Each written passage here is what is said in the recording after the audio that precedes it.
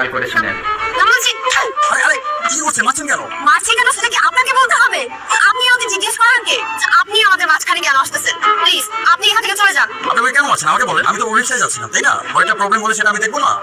এখন আমার যে আপনার দল বেশি হয়ে গেল, দল থেকে এবারে উতলে পড়তেছে। আপনি যদি আমার সাথে এইভাবে কথা বলেন, আমিও কিন্তু আপনার সাথে খারাপভাবে কথা বলে ফেলবো।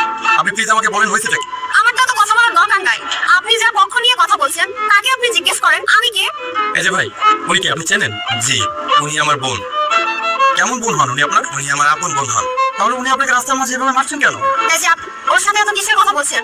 আমার সাথে কথা বলেন। আমি নিজে কত কষ্ট করে ওর পড়াশোনার জন্য ওকে ভার্সিটিতে পাঠিয়েছি। তাহলে ও রিক্সা কেন চালাচ্ছে? ও কোন শখের রিক্সা চালাচ্ছে আমি জানবো কোথা থেকে? ওর এখন ক্লাসরুমে থাকার কথা। বাসায় ফিরে কি বলে জানেন? ও নাকি মাত্র ক্লাস থেকে আসলো। আমি 7 দিন ওর মিথ্যা সহ্য করেছি। ও যখন সকালবেলা বের হয়ে আসলো, আমি ওকে ফলো করা শুরু করলাম। তারপর কি দেখলাম জানেন? আপনি তো ভালোই জানেন, আপনি তো ওর রিক্সা করে ঘুরছিলেন।